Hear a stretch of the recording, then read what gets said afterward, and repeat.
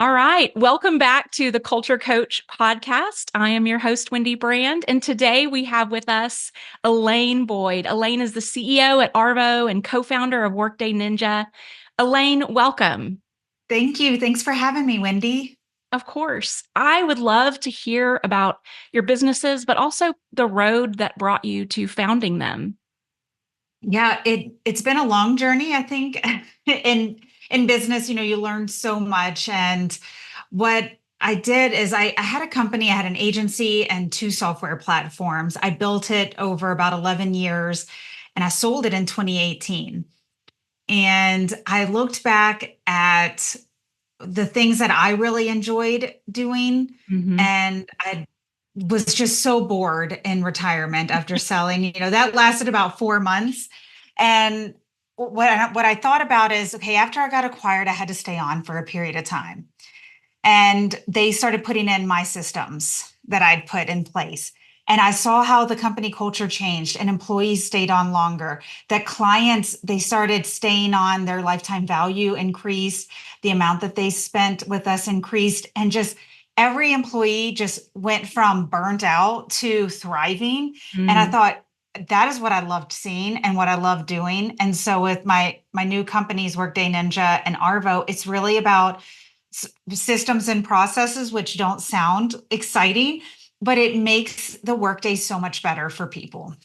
Yes, I love that. I have a culture framework. It's called Thrive Culture, and it's Thrive as an acronym, and the H is actually helpful processes and systems because I believe that that is just critical to creating an environment where your employees are able to thrive, right? Just like you Mhm. said.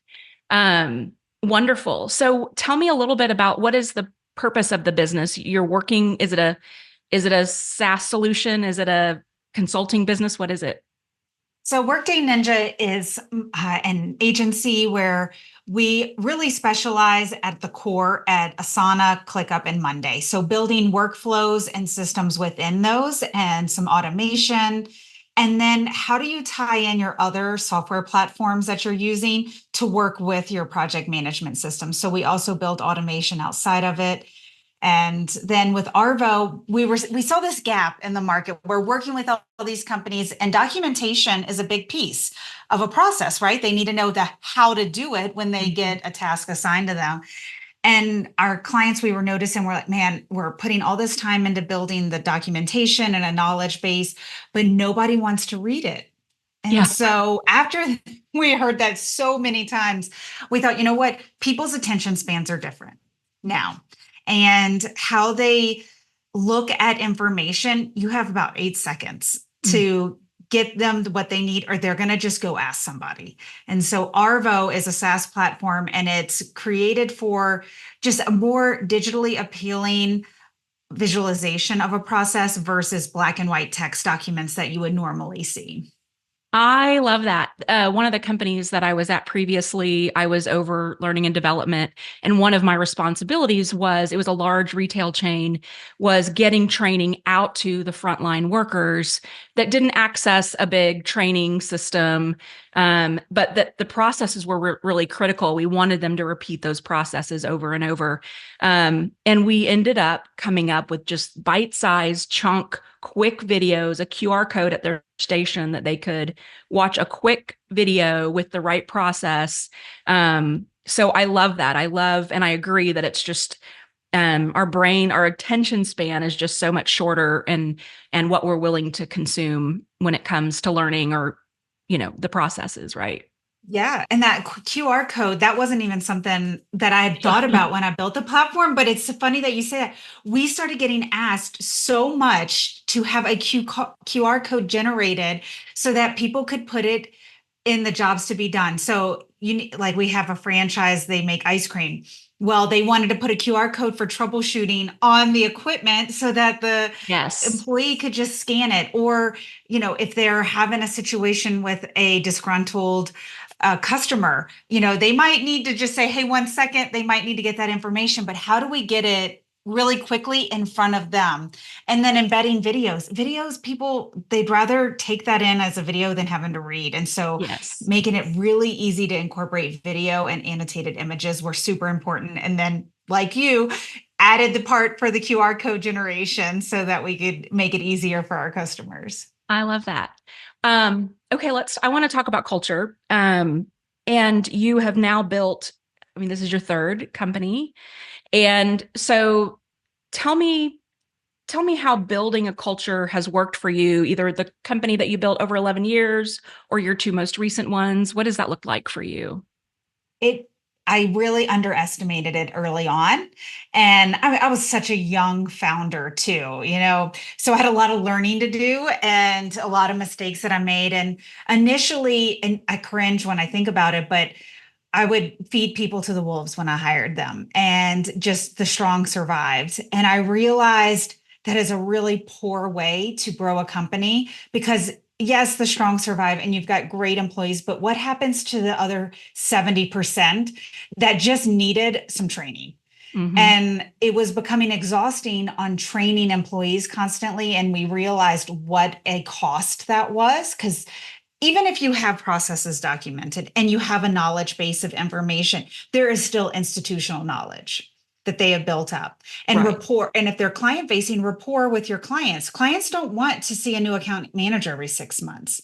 And so a few years in, I'd already put a lot of emphasis on who we were hiring, and we were hiring great people, but we were burning through them too fast. And so we put a huge emphasis on training, and not just how to do the job, but how to use the software that we use, right? Mm, Because just because they might have done that position at another company doesn't mean that they know how to use the 5 software platforms we use every day. So right. we just put everything into training, and we had employees with us for 7 years when we sold. Wow.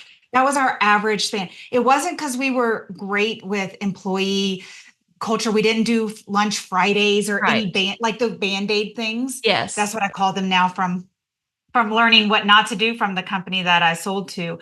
And we just made it an easier place to work. And the other thing that we made sure of is that they got to leave work. It wasn't 9 p.m. text messages, Slack messages. Hey, we need to get back to this client. Like, we built a system around, okay, if we need like later support, then we need a team dedicated to that time, and let our team get a break. Because just like, as an owner, you don't want to work 24 hours a day. At some point, you want to get out of office, Yes. even if that just means going to your son's swim meet. Right. I can relate to that as well. I worked before I worked for the retail chain. I worked at a tech company for about 7 years, and in the early days before we went public, um, we were known for our fanatical support. And what that meant was those frontline employees, no matter what it took, pulling all-nighters, whatever it took to do right by the customer, we were empowering to do that. We were empowering them to do that. And what it caused was a lot of burnout, and it wasn't scalable. So when it came time to go public, we were like, where's our processes? We had nothing, nobody was doing anything for the customer the same way. And so Mm. we had to, we brought in all the big guns to try to help us map out the processes, get it ready to go public. But and then we were able to grow, and the customers were still being taken care of. Mhm. We just took some of that fanaticism and wove it into the process. Yeah, and I've heard other companies, and I really like it too, is where you don't have to have every single answer documented, but you Right. have guardrails and guidelines, like, so that they still have the ability to be creative when they're working with that customer, but they know the parameters to work in. Otherwise, it's the sky's the limit, and everybody's going to do it a different way. Right. So if you could give any advice to a CEO or a founder just starting to build their organization, how would you suggest that they start with processes? The first thing is to pick a project management system. You have to have something to house all the tasks, subtasks, projects, everything, even if it's just you, because if you don't have something to put into a project management system, that means it's all in your head. and nobody can read your mind, and you are going to forget things, or you won't sleep at night, because as soon as you close your eyes and your mind gets to rest, everything starts popping up. So pick a project management system. There's several out there. ClickUp, Asana, Monday, I love. There's also Trello, which is a really great entry level one. And then that gets you in the habit, so that if you hire an executive assistant or you hire an intern, you have a place that you can add them to and start delegating tasks. And you have a system already built instead of everything being in your head.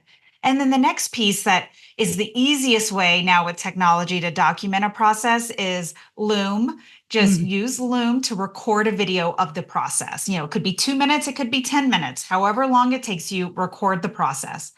And Loom creates a transcript automatically, immediately when you're done recording.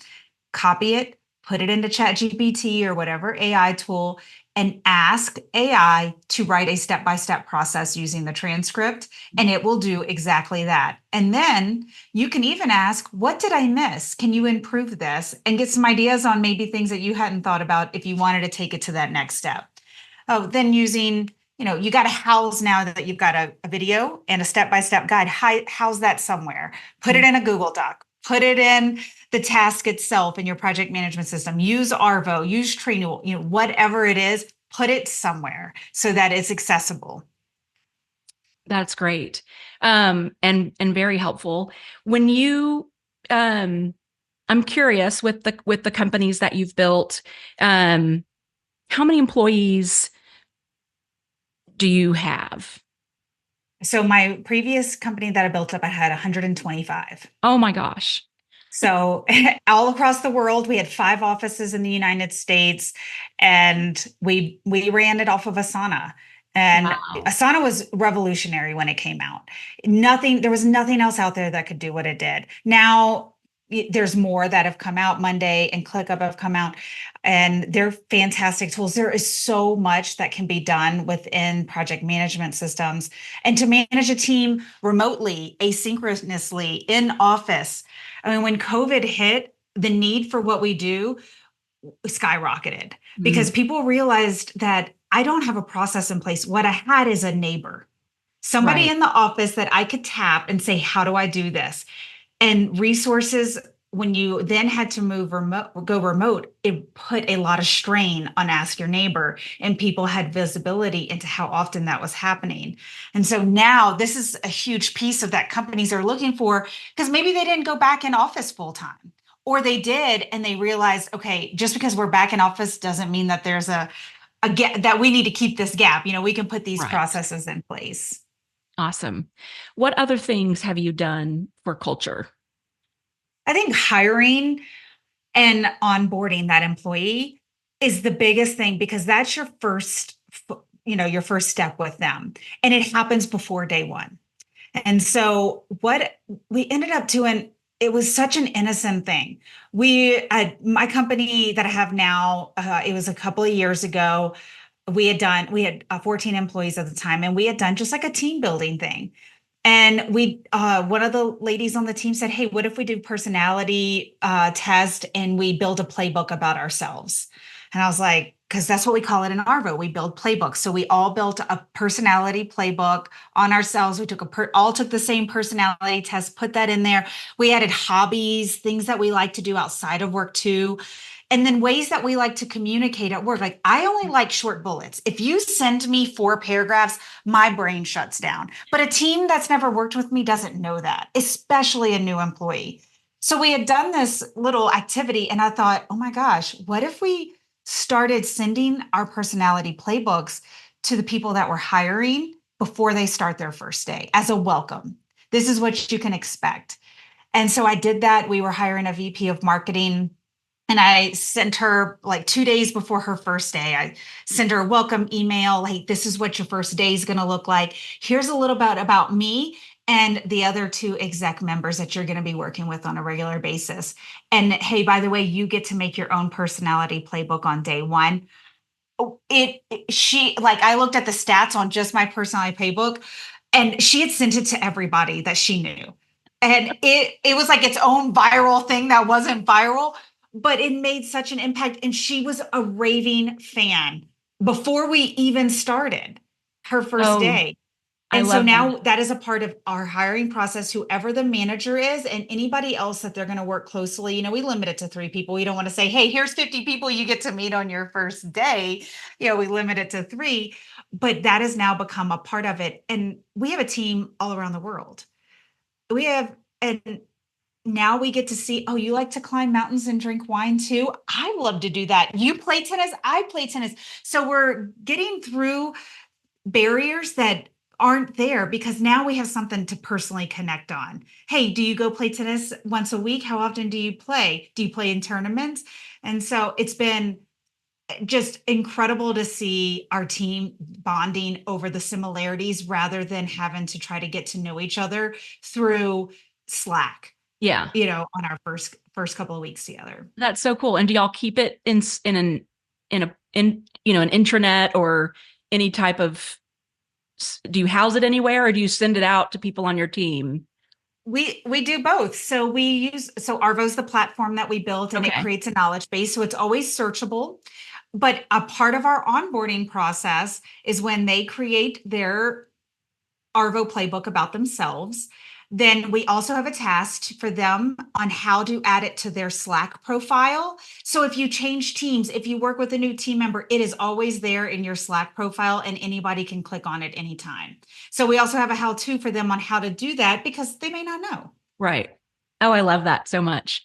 What about, do you guys focus much on mission, vision, core values? Oh, yes. And we've been this business I've had now for about 5 years. And what our mission and vision was day one is different than it is now. And so work through updating those. So that's also part of our employee onboarding where they get to see what our mission, values, and vision is. And we make sure to update that. And sometimes it's, maybe on a yearly basis. But Yeah. right now we're going through a core change where we used to do automation for everything.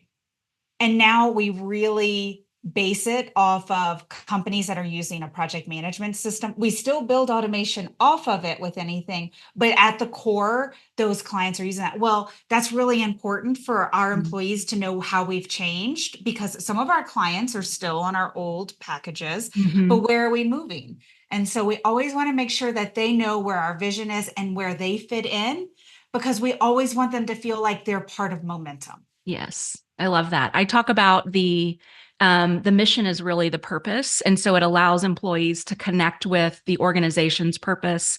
The vision is where you're going, and then those values are how you want them to get there. What are those behaviors that you want to see in them? So I love that. I call that the culture compass. Those three things that kind of trifecta to guide you, even in decision making, or that employees can look to help guide them. So I love that you guys use that as well. Well, what a great conversation this has been, Alane. I definitely want to make sure people know how to find you. Where can they find you if they want to work with you? I'm really active on LinkedIn, and my name's Alane Boyd, spelled Alane, unique. And my website's workdayninja.com. So super easy to go on and find us and connect with us. Awesome. And I'll put that all in the show notes. I am so appreciative. Thank you so much for being on here with us today. I appreciate it. Thank you, Wendy. I had a blast.